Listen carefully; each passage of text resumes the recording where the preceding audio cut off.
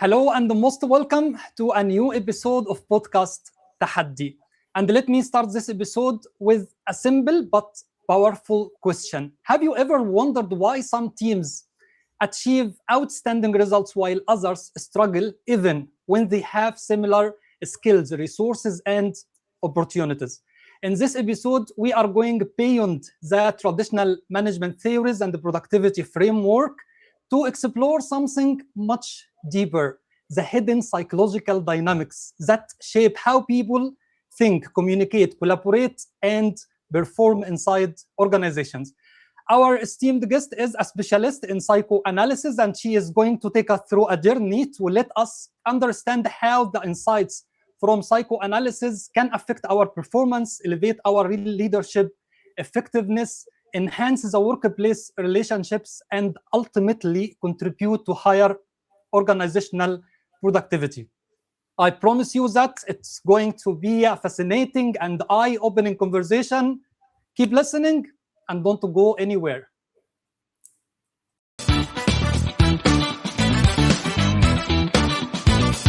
Welcome, listeners. Today we are delighted to bring you another inspiring episode of Tahaddi, the podcast dedicated to helping you enhance your management skills and navigate your career journey. Your host, Samih Makki, your go-to expert in project management and career coaching. Every Wednesday, we invite esteemed guests to join us and share valuable insights from their respective industries. They will provide unique perspectives and practical advice, leaving us all with a nugget of wisdom to apply in our personal and professional lives. Newcomers to our show, don't forget to hit the subscribe button to ensure you stay updated with every new release. Now, let's kick off today's engaging discussion. Stay tuned. Hello and most welcome once again. Our guest today for tonight's episode is a psychoanalyst, writer, founder of Singularis Global School of Clinic Studies, director as well at Institute for War and Environmental Trauma, and as well she holds a PhD in philosophy. Please, if you can, join me in welcoming Dr. Nina Krajnik. Nina, zdravo. Salam alaikum. Shukran ala dawatikum. Alaikum assalam wa rahmatullahi wa barakatuh. I would like, wallahi, at the beginning to thank you so much for joining us today and to be our guest in one of podcast Tahaddi episodes, discussing this very important topic regarding the psychoanalysis and how it affects the organization and our performance. Thank you so much for the invitation, Samih. Thanks a lot. I would like to say thank you to everyone joined us up to the moment. Anyone is going to join us during the live, and anyone as well also doesn't have time right now and will see our episode after streaming on all of our accounts on YouTube, Facebook, and as well also our accounts on LinkedIn. Nina, let's start from the beginning. You know that when we need to describe someone who has mental issues, psycho, he or she, we are saying like this in Arab countries, you know.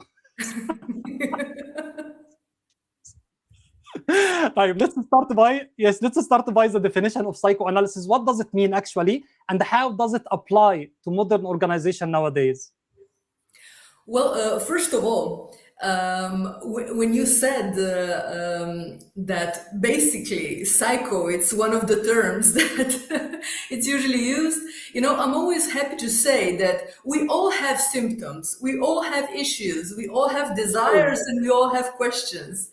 And this is something that I cherish the most when it comes to psychoanalysis, because it's not psychopathology to pathologize somebody, but it makes out of the symptom the truth of somebody. So this is something that I always find very beautiful in psychoanalytic work, because it's a very singular position of everyone. But of course, that means all of us are psycho. You know, that means all of us are psycho. We can make a universal concept out of it, But I would stick with the concept of singularity at this point. Yes, We okay. all have issues, but each and every one has its own craziness, let's say. Something. Yes, okay. Yes, for sure. Yes, for sure.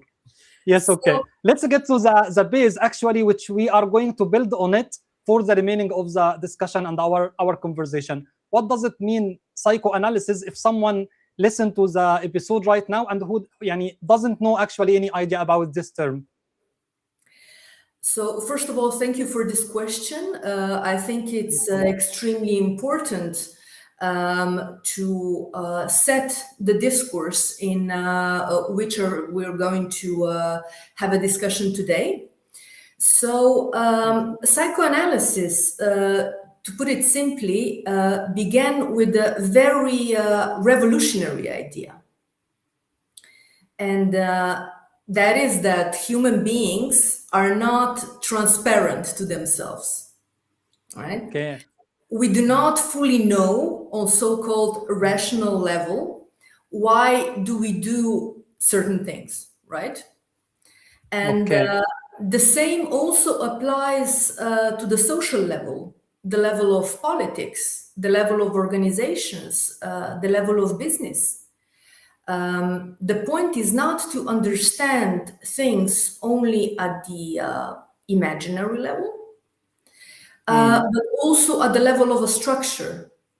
And within the dimension that one psychoanalyst that it's particularly dear to me, and his name is Jacques Lacan, called the real. So, of course, even though the invention and discovery of the unconscious, of course, belongs to Freud, right? I was going to say to you that same concept or same school, actually, Freud, it's applied actually on organization when we speak about our points today. Of course, there are Freudian terms that we can use when we're speaking about organizations. But I wanted to emphasize, of course, also something else. That, of course, the concept and the invention, discovery of psychoanalysis belongs to Freud. But in a certain way, it was present even before, and notably in Arabic culture. Okay. I find this link always extremely fascinating because the unconscious was actually present already in Islamic mysticism, in Yes, for Sufi sure. poetry, which centuries before, I think that in 8th century already, if I'm not mistaken, has spoken about human beings as subjects who are not masters of themselves. Okay. For example, authors such as Ibn Arabi or Rumi Okay. describe inner forces that operate beyond our control. So in Arabic culture, there is also a great tradition of dream interpretation. Yes, we have very famous one, Ibn Sirin, who has elaborated more about dreams actually. And when I was preparing for our episode and I started to to dig more about psychoanalysis and when it started, and I found Freud and his actually literature and the books and so on, he started as well also with dreams. There you go. Because in Arabic culture, there is a concept that it's extremely close to the word unconscious, and it's called nafs. Yes, sure. Nafs Spirit, is something like spiritual. Exactly. Yes. Nafs is a part of a human being driven by desires, passion, impulses, something that acts against our conscious intentions, right? Yes, exactly. We believe that we want something, while in fact we're driven by something else. Yes, So, like social impact, for instance, or social comparison. Absolutely. And the social field it's a particular barrier between what is subjective and what is social, and this is where the unconscious is actually at stake. So Yes, I see. if we take this term nafs, right, as something that Yes. is very close to Freud's term of the unconscious, in both cases we are talking about the fact that the ego is not the master in our own house, right? Okay. So Yes. to get back to your question, Samih, the original one, the organizations today, on the other hand, as I said, not only business corporations, but also political ones, public offices, are guided by the fantasy that the functioning of the human being can be managed through control, metrics, data, that we will succeed while we are going to have everything under control, and that the reward will be not the lack but the profit, right? So in other words, in psychoanalysis, we would say that the people tend toward recuperation of surplus enjoyment. That is the great. enjoyment is there, and that our correct functioning will help us get it, right? So That is this is amazing. one of the major fantasies that is guiding organizations today. And of course, we live in a culture that is somehow obsessed with control, that we need to have over ourselves, over the others, in a culture that it's obsessed by measurements, performance, optimization, and speed. Yes, okay. That is awesome. Nina, as you are expert in psychoanalysis, and you help the organization from time to time actually to check the performance and the productivity and many items within the management aspect. How do you see the maturity right now inside the organizations to go and to ask for the assistance or the help of psychoanalysts, for instance, to come and to check the situation and to sit and discuss with the team and to check actually the performance, how it goes, and how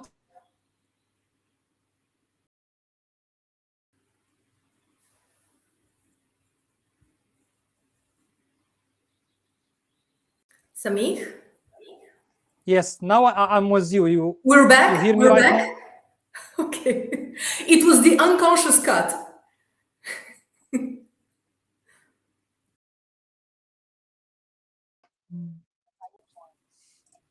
Sorry for this disconnection.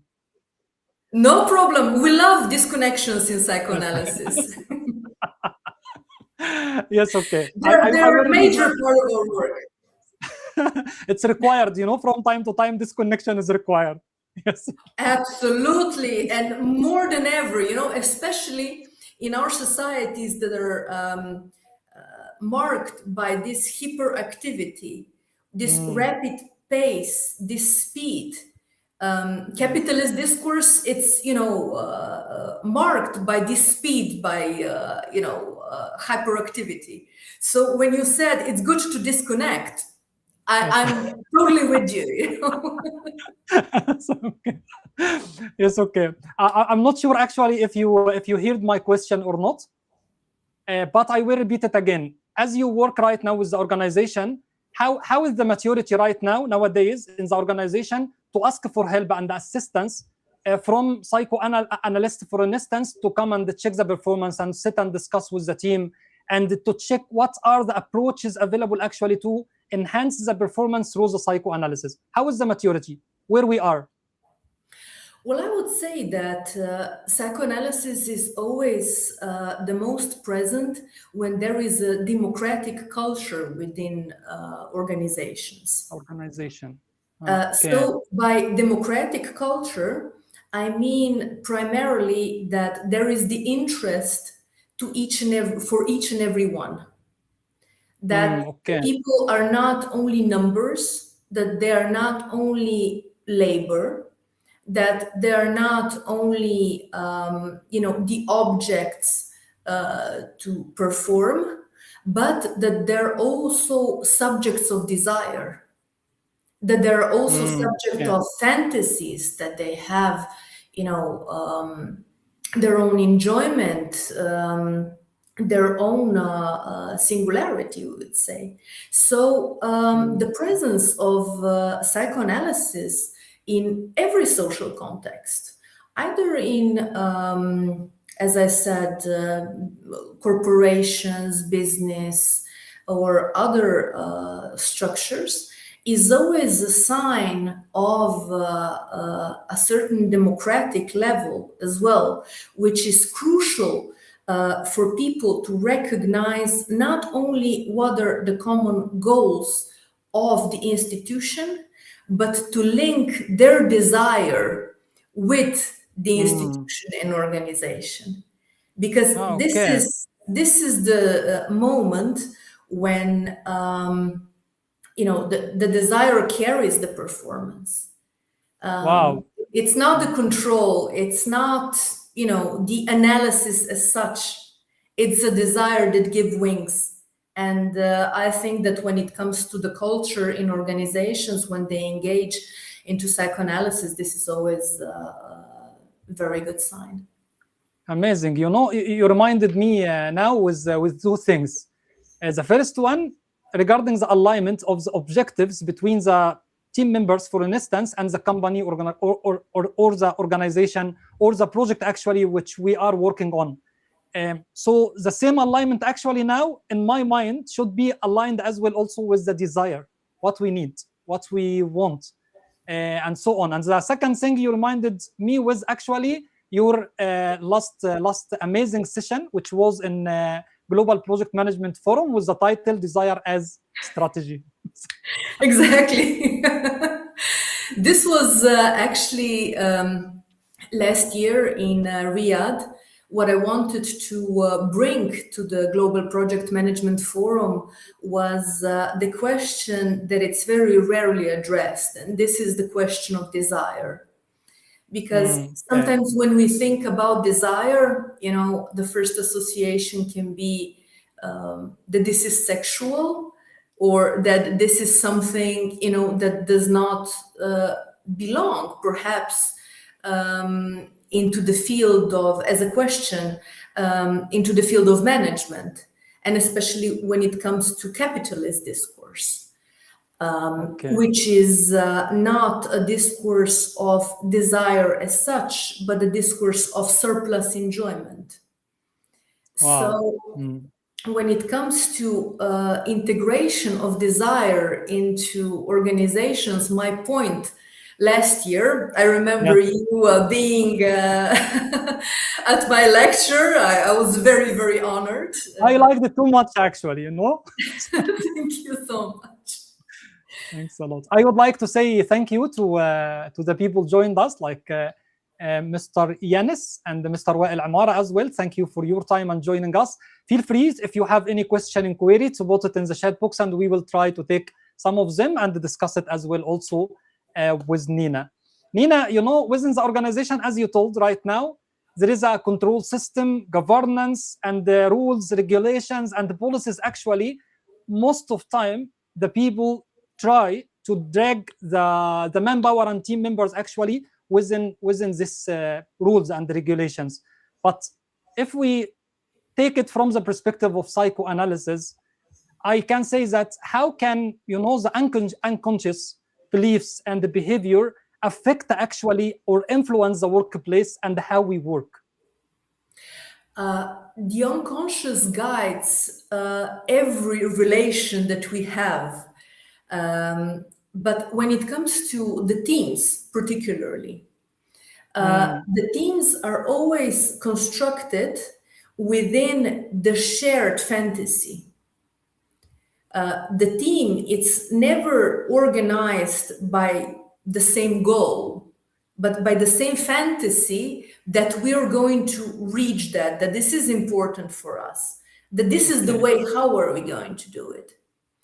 And of course, the interesting part is always when somebody is not having a shared fantasy in a team. Yes, sure. If we have an objective and someone actually not aligned with us, he doesn't have the same objective. There you go. Doesn't share the same fantasy Yes. with the team. So the question in this sense, it's not how to conform somebody to have the conformistic approach within organization that everybody should think the same way, but to ask a question, what is unspoken in a team? This is always the most interesting part. What the team does not communicate. There's a lot of communication in a team, but for us analysts, what is interesting is what was not said. Like Wael, like Wael wrote on the chat box, actually, freedom to express. There you go. Yes. This is also the main principle of psychoanalysis. Tell everything that comes to your mind. Okay. Free associations. But the thing is that when we speak, we are always carried beyond ourselves. We never say what we rationally think. We always say something less or something more. And this is when psychoanalysis is operating, not in a language as a rational linguistic system, but something that is between the gaps, something that it's not said, or something that was put differently and we didn't recognize it as such. Okay, that is awesome. There is another big part actually coming directly under the leadership skills, and I'm sure that it's very vital for any manager, facilitator, leader, section head, or whatever, anyone who leads a group regarding the emotional intelligence. Yes. What if we can say what is the role of emotional intelligence in leadership? Now, the term emotional intelligence, right? It's if I translate it into psychoanalytic terms, right? Okay. Yes, it go ahead. means that the ego can become better, more balanced, more competent in managing emotions. Okay. So in psychoanalysis, we would call this term, emotional intelligence, as strengthening the ego ideal, right? Wow. It is not about, necessarily about the engagement with the unconscious and the structure of desire, but it's a question of how to improve the functioning of the ego rather than actually what determines the subject, what determines somebody. So emotions are never something that can be transparently managed, right? In psychoanalysis, the subject is never the system for optimizing, its functioning, but it is the effect of the word, of the signifier. So the problem is not that we would lack emotional intelligence, but rather that we do not actually know what we're saying when we speak about our emotions. It needs, it needs a lot of consciousness while we speak, actually, to express our ideas and the messages which we need to convey to others in better way. This is always the attempt when it comes to emotional intelligence. But the thing is that if we take it as a concept as such, we could say that it's always as well some kind of an instrument of social adaptation, right? Instead of the question, for instance, what do I want and what is my desire? The question becomes, how can I function better within the system of relationship? Wow. Yes. Right? Amazing concept as well. Yes. It's completely different from the thinking point of view, actually. it's actually the subversion of this concept, because this is a shift from ethics of desire to ethic of adaptation. Yes. So when you said, if I return to the question, Samik, from the beginning, instead of, let's say, intelligence about emotions and the question, how can I better manage my emotions? Perhaps more interesting question is, what is speaking in me when I think that I feel the way how I feel? So Can you this repeat it doesn't again? mean- Can you repeat it again? So instead of question, how can I better manage my emotion? Yes. So I'm aware, I'm intelligent when it comes to my emotions. The question can be put, what is speaking in me when I think that I feel how I feel? So Okay. it doesn't mean that emotions are not important, far from it. But Yes. in psychoanalysis, we always try to switch the question into the structural one. So when it comes to the major task of leadership, for instance, the role is not just how to manage emotions, but how to establish a relationship with the desire. Wow, it's okay. So a Can leader we have an example? Can we have an example for that? For maybe emotions inside me, for instance, and I need to talk to my manager, or I need to talk one of my colleagues, and so on. How can I do it? Can you have a feeling, for instance, and you can give an example on it? Yes, absolutely. For instance, a leader should never attempt to eliminate this uncertainty, that the employee feels, I'm uncertain how to communicate, or to promise complete satisfaction. Such promises always fail. The most effective leader in the company that knows how to deal with this question of emotional intelligence, which is somehow imaginary concept, is somebody who tolerates complexity, somebody who acknowledges limits, and somebody who inspires others without becoming omnipotent figure, right? A good leader is always somebody who has a symbolic position that enables others to assume responsibility for their own desire and their own emotions. Wow.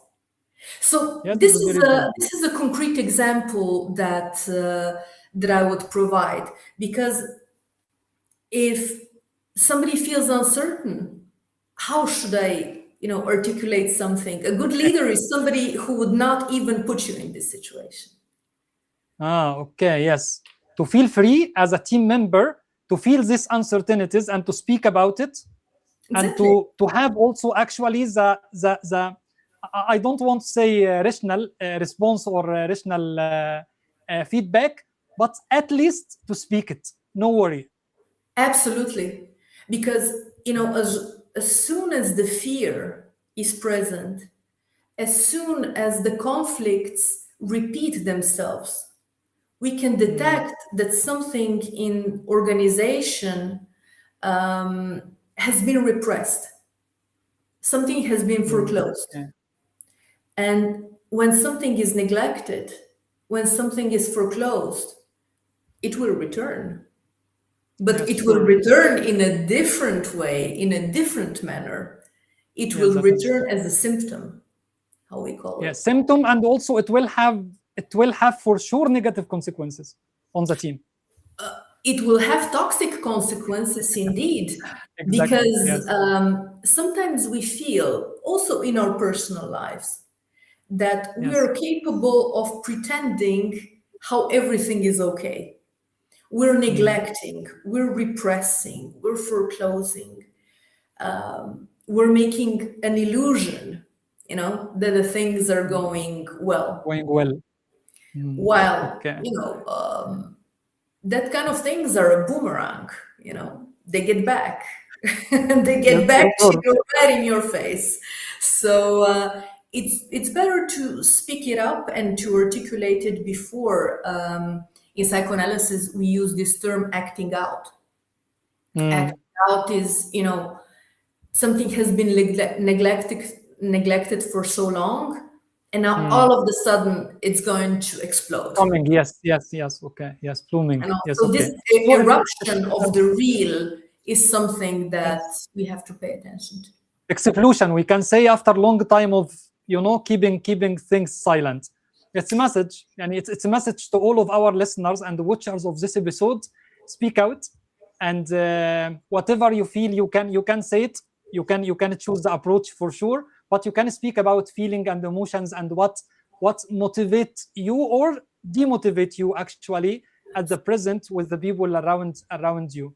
Absolutely. Let's take one question from the chat box from Star Wael is saying that how to drive organization by desire management. Meanwhile, there are new non-enabler measures, no salary compensation or encouragement. He's speaking actually about the main factors maybe are not good. So if I understood the question correctly, the question is where is the desire when there is no financial reward? Not even financial reward and others as well, also financial, like salary, compensation, or even recognition and encouragement for the work done. Of course. Yes. Now, the thing is that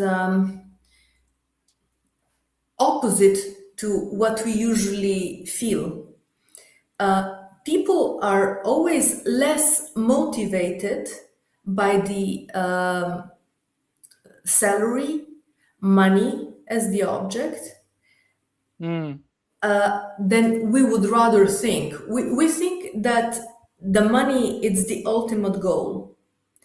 No money would ever compensate if there is no desire.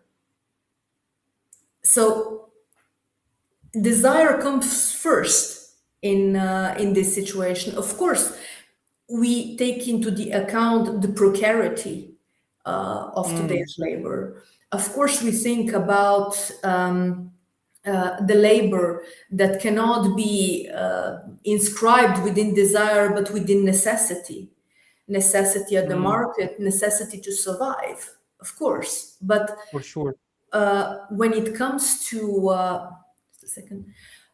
when it comes to the object money as such, if there is no desire for something else, this goal would not mobilize the power to achieve it.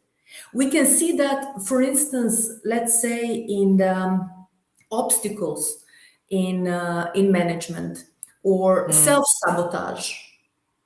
When people make themselves an obstacle in order not to succeed. Yes.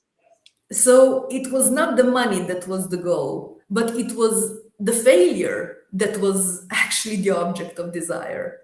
Yes, that is right. This is something that we rarely think about, but people desire failure as well. Toxic, but they do. So if I get back to the question, the most important when it comes to every relationship, work relationship, is recognition, of course. And this is recognition of the subject. Today, the big problem that I see in corporations is depersonalization.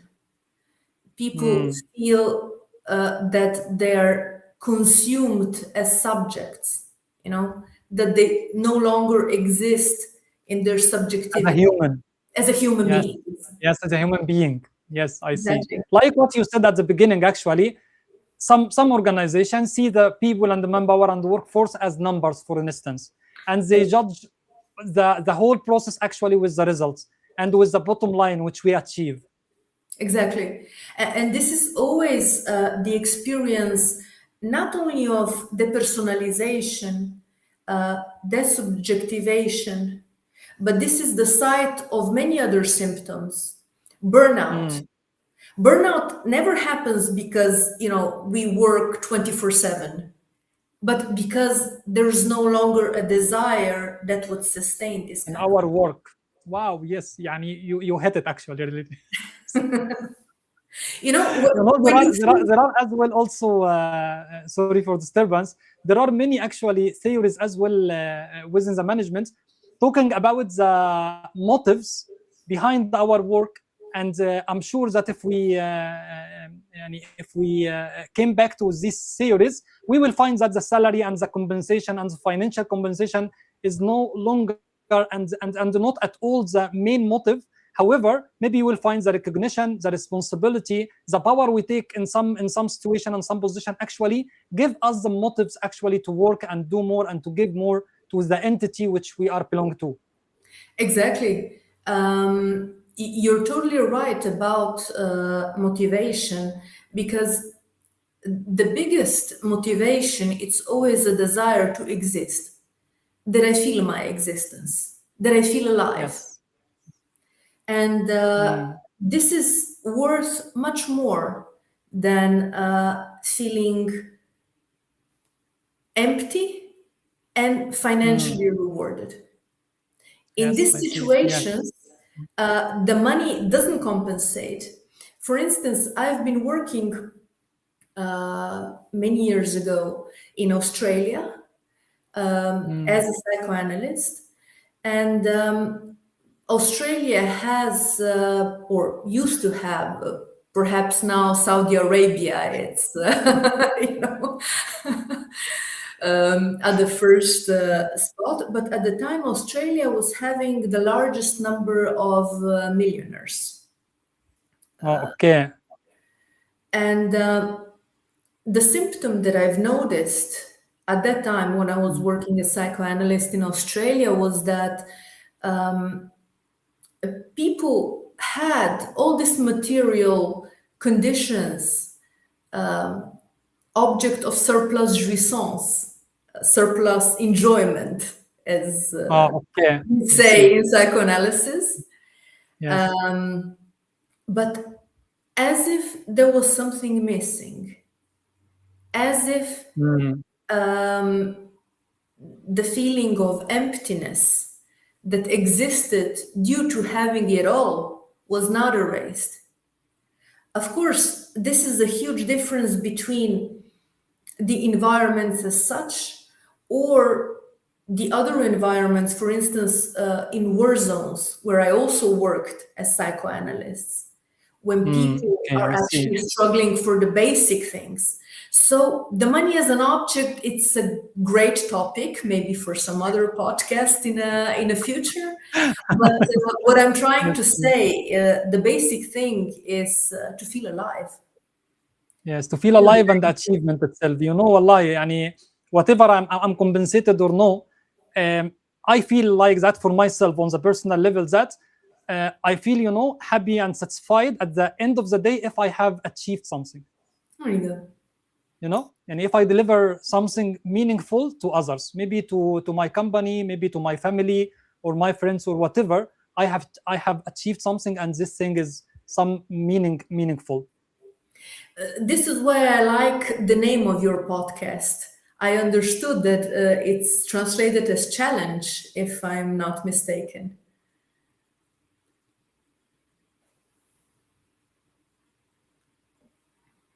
Samih?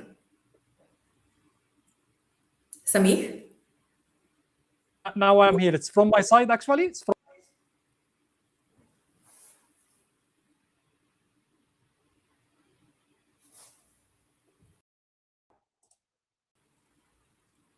yes. We're back. From my side as well. Okay. Yes, sorry for that. I will go to another point, another also vital point under our discussion today. Nina, in our work, especially in project management, we tell the project manager and the managers normally you have to know about your business and the industry and the strategy and what is going on the market. This one thing. Another time we are saying to the managers, you have to be, a good coach to your team and so on. Another point here, actually, under our discussion and under the umbrella of psychoanalysis, sometimes we feel that understanding the team dynamics and how it goes actually from the psychoanalytic lens is also important to the manager. How it affects actually the relation and the progress and even the performance of the people, and how is it important to the manager to have this skill and to master this skill? Thank you for this question. It's really important. As I said, the team is never just a functional group, right, of individuals who are oriented toward the same task, but has its own unconscious coordinates when people are bound together or not, right? Yes. So the function of the leader, of course, is in psychoanalysis, we would say that the leader is always the subject supposed to know, right? Okay. Supposé savoir in French. So somebody to whom we believe that possesses knowledge that the others don't.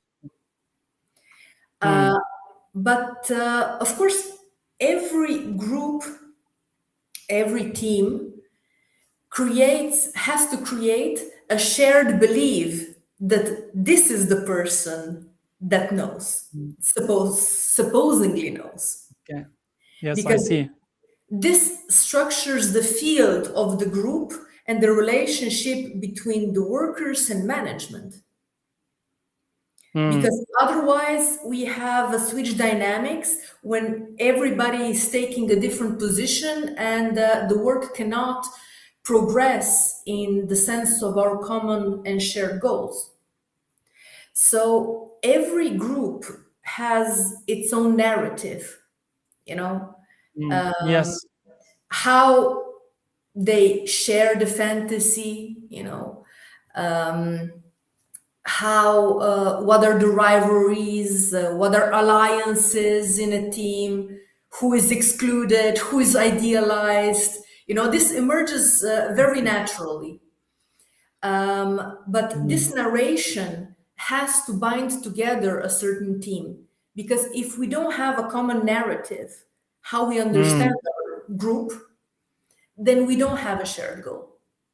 Wow. Okay. So to align a group, a leader is always somebody that can somehow makes this narrative possible and to mobilize desire of the others to go into a certain direction. Wow, it's okay. And it's a must skill, we can say. The function of the leader is the function of the master discourse. And if I get back to the lecture that I delivered last year in Saudi Arabia, my major thesis was how in organization desire circulates between discourse of the master, the leader, discourse of university, so somebody who has data, who knows, who has knowledge about the working process, the discourse of hysterics. Hysterics is somebody who always rebels against, but at the same time pushes the group forward, precisely with the opposition.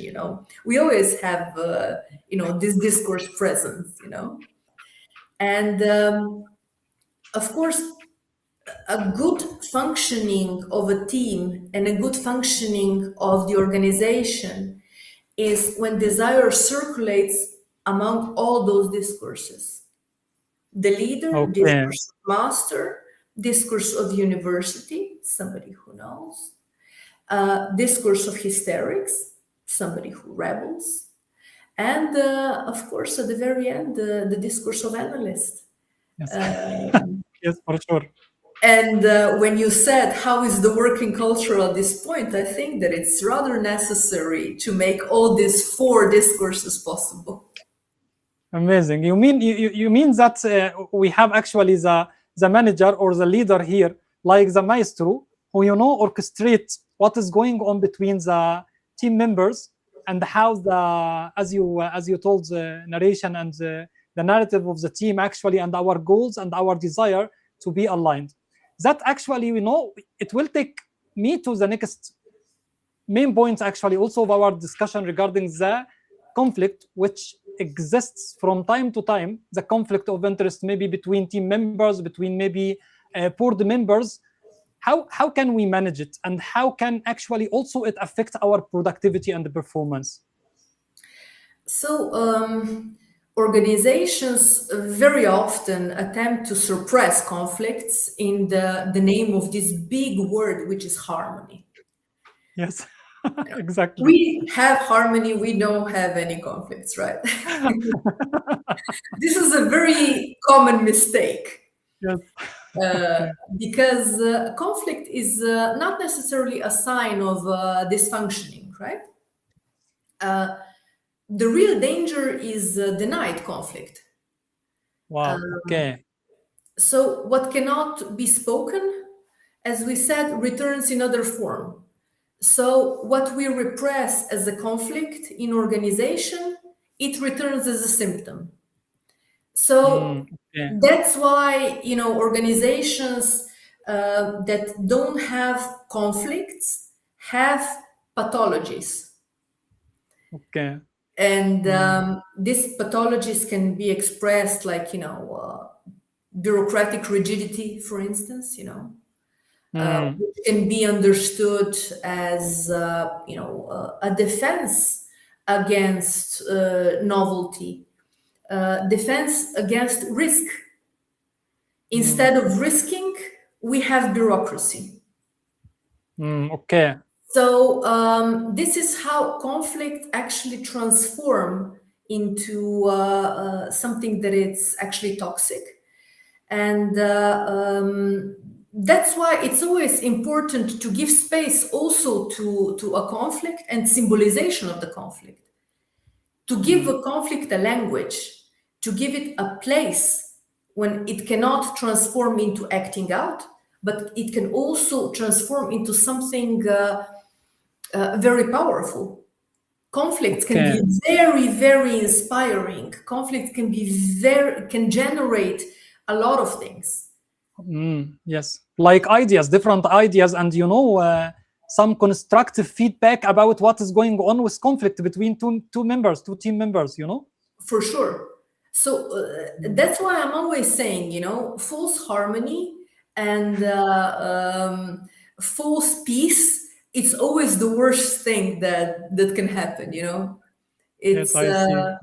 It's better to acknowledge differences. Because only in this condition our differences can become the root of creation, the root of invention.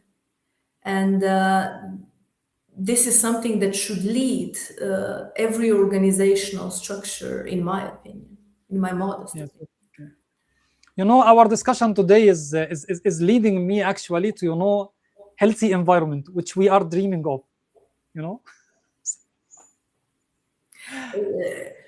Indeed. But over here, interesting question is, what does health in this situation mean?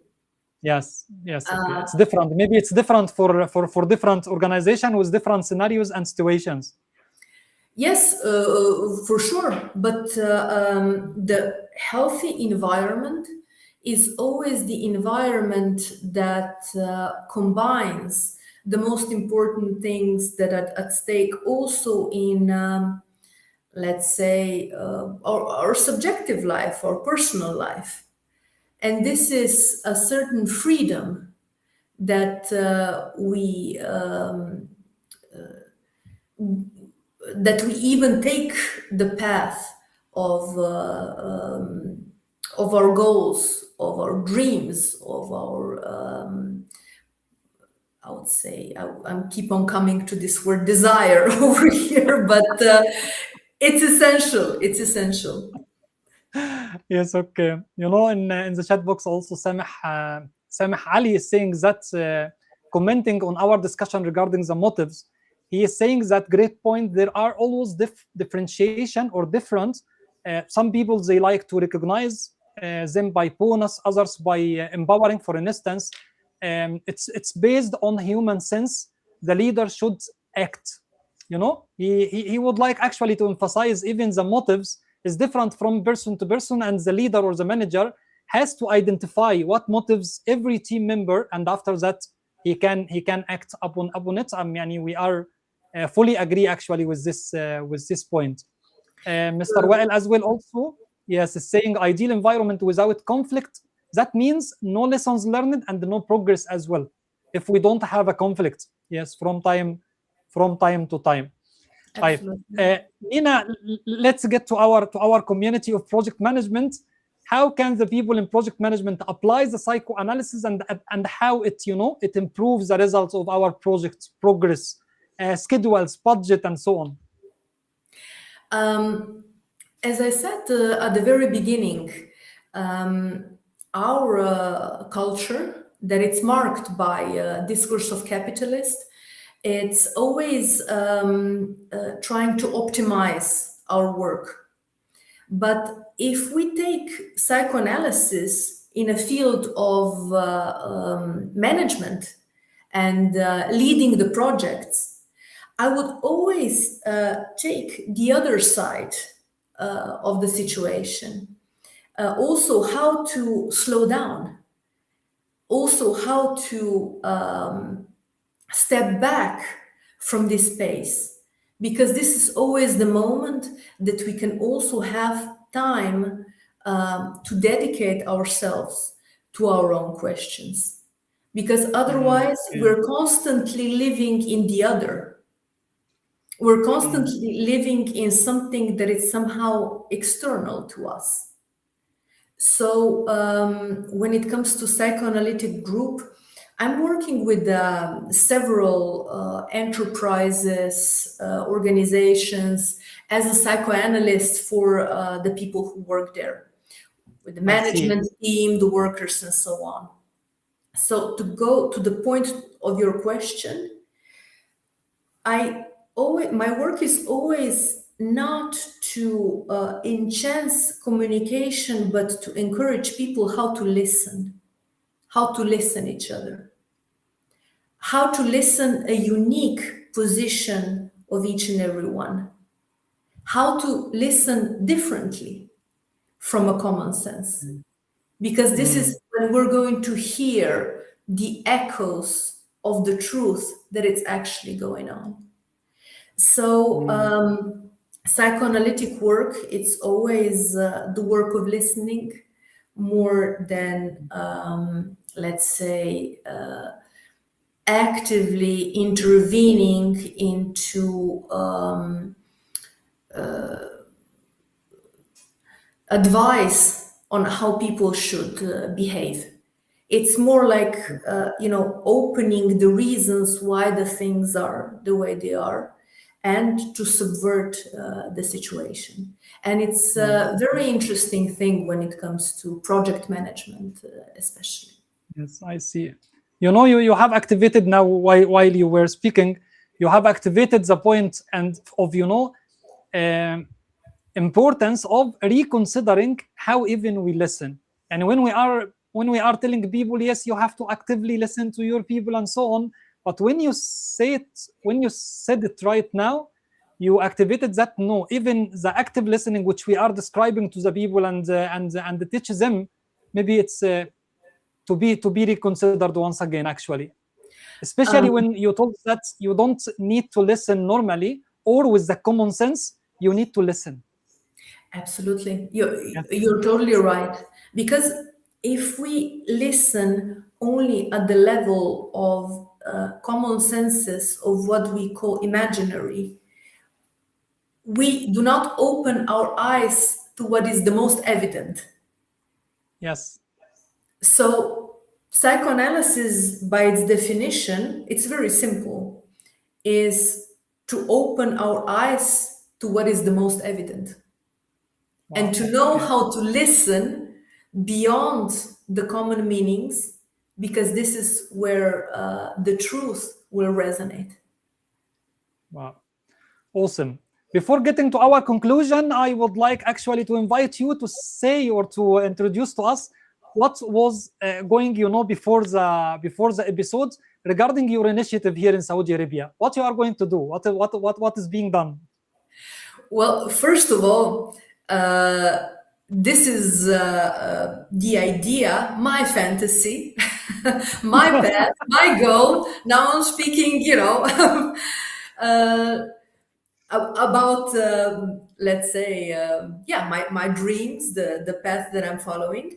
Actually, my goal in Saudi Arabia, which started last May, is to create a global school of clinical studies, which is called Psychoanalysis. And it is the project that I was leading for about 10, 11 years over here in Slovenia and internationally, in which I was very, very honored to be able to gather the group of world-renowned psychoanalysts, psychiatrists, psychotherapists, psychologists, but also from other fields like political science, philosophy, and other fields, and to create the program that can be expanded globally. And Saudi Arabia, at this point, it's the place to be. Saudi Arabia is the most welcoming environment that I've encountered in many, many years of my work. And as my colleague that is living in Riyadh used to say, she's coming from Europe, she said, Europe is a no continent. Okay. Every idea that you have, sooner or later, you will encounter. It has some difficulties. And there will be no. No is the answer. No, you cannot do this. No, this is not possible. While Saudi Arabia is a yes country. Yes, I see. Yes, I see. It gives ample of opportunities for everyone to develop this desire. And therefore, for me, it's the most precious place, because it's a place that it's actually setting foundations for Singularis, a global school of clinical studies, which will be the center of, as well as psychoanalytic studies in the field of management, in the field of organization work, as well as in other aspects of a clinical work that we do. Amazing. I can confirm actually what you have said. I'm living here since 2006, almost right now for 20 years. And especially in the last 10 years, we can see this progress of openness, this progress actually of, opening all the doors to maybe investing or education or any initiative actually could improve the lifestyle of the people and the environment itself, especially in Riyadh. It's an oasis in the world. It's an oasis of opportunity, and the oasis that gives inspiration to so many people. Yes. Before coming to Saudi Arabia, I didn't know that much. But my experience last year also with the Global Project Management Forum and Fortune Most Powerful Women forum that I also participated in the same week actually gave me the opportunities to see the horizons that otherwise cannot be seen. Here. And it's a very admirable thing that it's happening over there right now. And I would say one more time, the place to be right now. Yes, for sure. Yani from here, actually, I would like to say thank you to Badr Bourshid and the Global Project Management Forum, which, facilitates that chance actually to meet such professionals and experts from around the world and to have this discussion right now. Absolutely. I mean, I have to also thank to organizers of Global Project Management Forum that they're doing an excellent job, Yes. as you said, by bringing so many people from different fields and project management notably, so we can exchange the idea, and this is enriching for all Yes. of us at the very end. So it's Yes, that is- kudos to organizers. Yes, for sure. Nina, I would like to say thank you for your, for your attendance today and being with us and discussing this important topic and highlighting, the main insights which we can take and start to apply from tomorrow with our teams and within our organization. Thank you so much. Shukran, Samir. Thanks a lot. See you, inshallah, and I hope to see you at the next edition of the Global Project Management Forum, which will take place in Riyadh on coming, September, inshallah. Inshallah, I'm looking forward as well. Thanks a lot. I would like to say thank you to everyone joined us today, watched the episode and commented, and also, put your question and valuable insights and interventions, and see you, inshallah, in another episode with another topic, with another distinguished guest from our esteemed guest. Assalamu alaikum wa rahmatullahi wa barakatuh. Ila liqa.